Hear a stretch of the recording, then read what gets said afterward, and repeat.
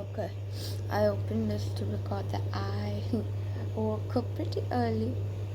I'm gonna go out for a day with myself, which I've been looking forward to for quite some time. And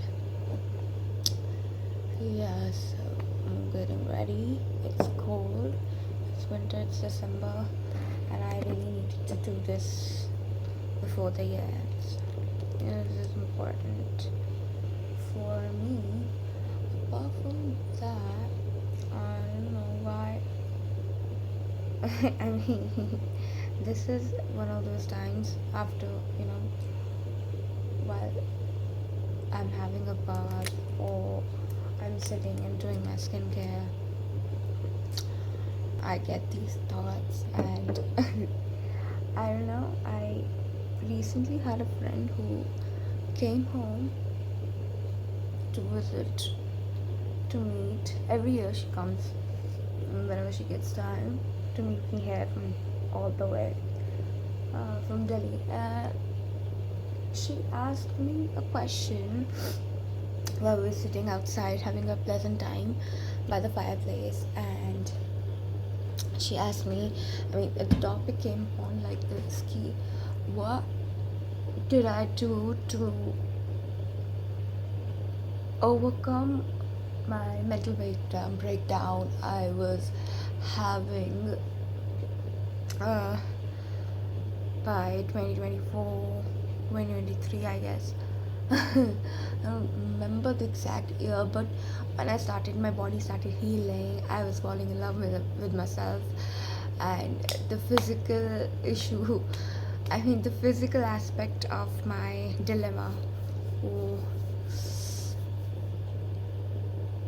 the part where I was unable to love myself. I somehow overcame that. When I overcame that, I was hit with a truck of emotions which I had I definitely had kind of locked them up in the corner of my brain somewhere to not think about those things. A truckload of emotions all at once that were subdued during my ongoing treatment. All this feeling of despair, those fears, and I became quite an emotional person. Like, if I would see an emotional scene, whether it was an anime I was watching, I would get emotional really easily and like start literally crying without tears, of course, and screaming at people at home, getting angry real fast, uh, rebuttaling people within seconds, without thinking that these poor people, like, these poor people definitely don't understand what I'm going through, right? And they might not come out of, they were not trying to be rude to me. That was not the intention, but ignorance does come off as rude and annoying for a birth cancer person like myself. And so she asked me, how did I overcome all those, that phase of my life? Well, there is leftover emotions to deal with, but most majorly, like, I found myself so helpless that I ran to get therapy, and I didn't realize it was all PTSD, which was normal. And my doctor did told me that you'll be, dealing with PTSD and post-cancer PTSD. It is quite normal with cancer survivors.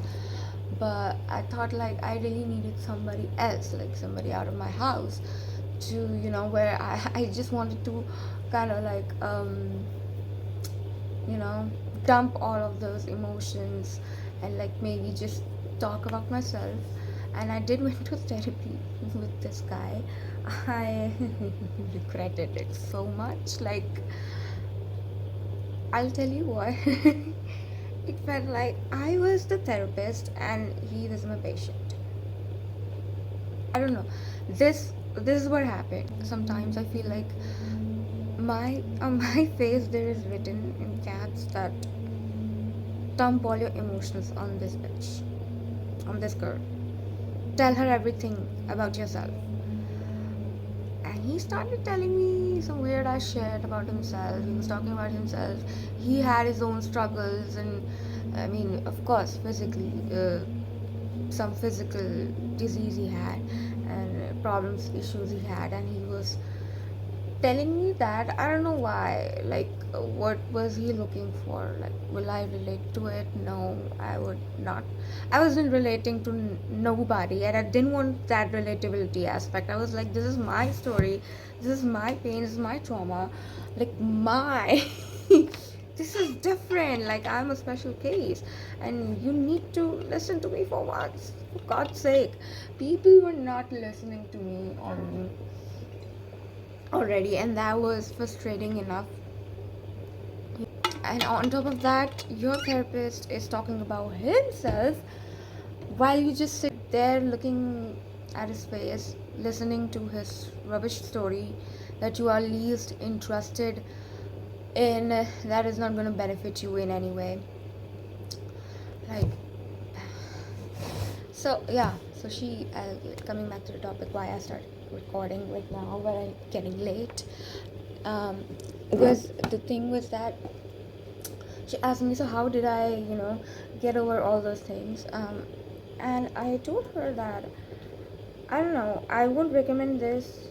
No, let's just not say that. I feel like what I want to say is that I told her that I did journaling, intensive journaling, number one, and second, I was very adamant. I told my mom, like, there were fits, there were periods where I would just start crying. I just wanted to cry so bad because I hadn't cried for 2 years.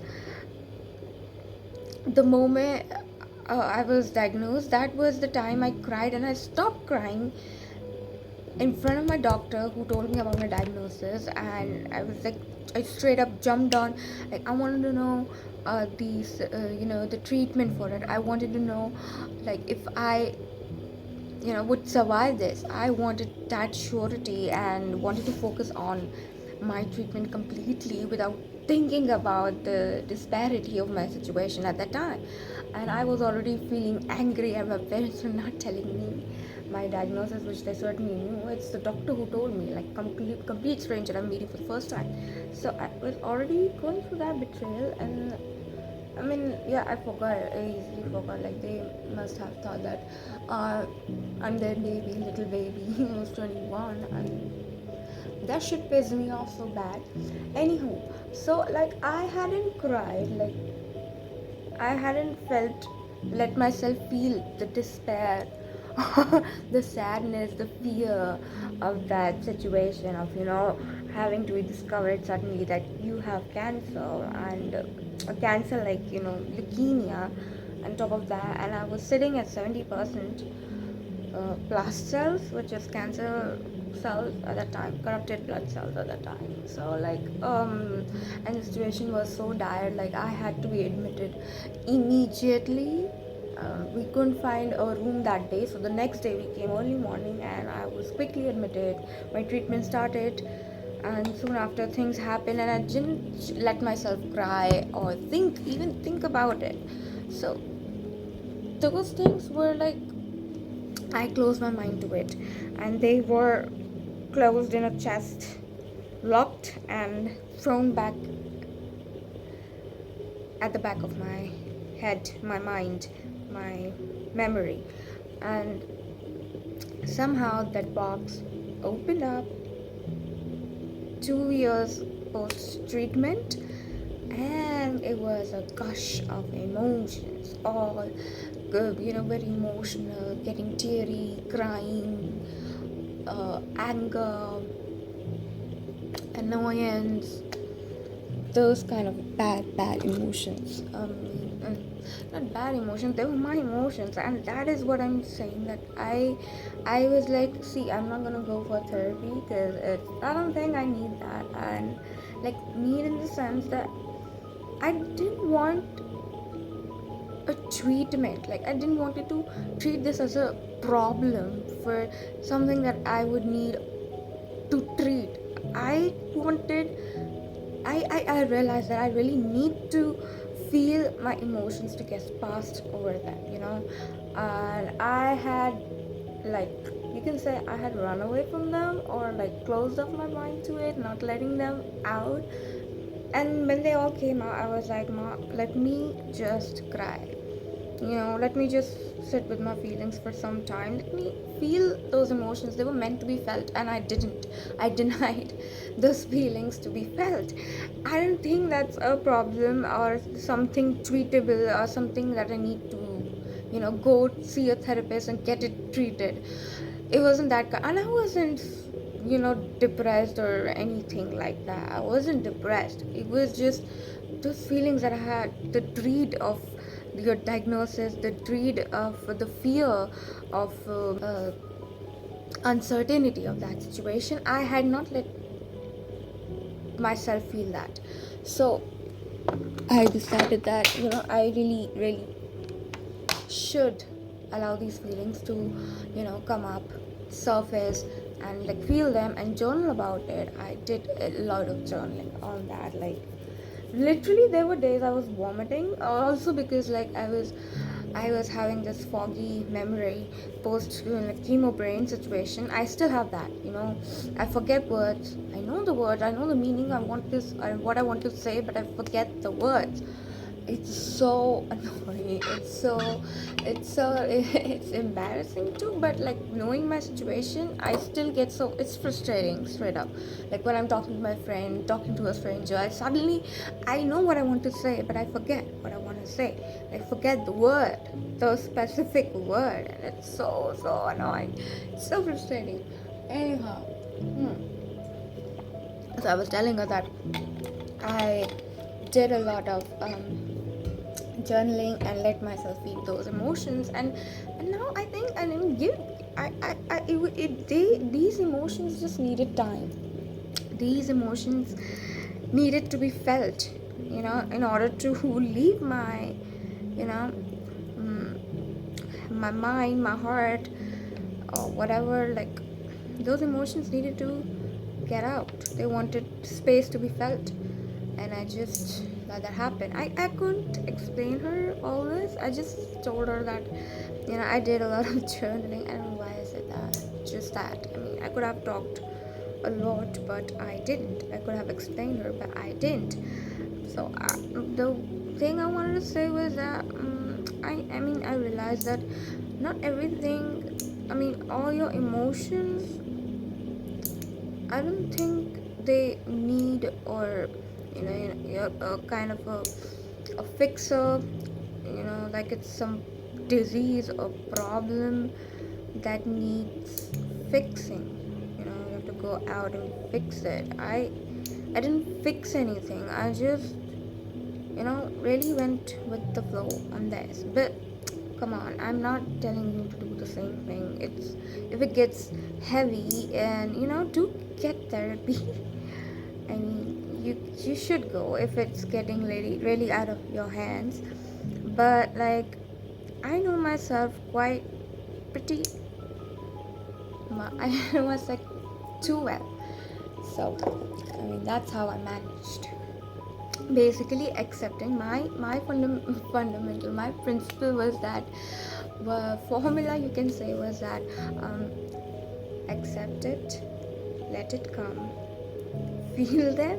I'm talking about this particular situation, but on a larger scale, on all aspects of my life, and presently my cancer journey, the thing that really helped me was this acceptance. Like, accept the situation for what it is, accept the feelings, for emotions for what they are, and then only I can get over them, get past them. When I accept them, I own it to myself that these are part of me, and then only I can think about, the next step, like what needs to be changed, what needs to be worked on, like, depending on the thing that I'm talking about accepting.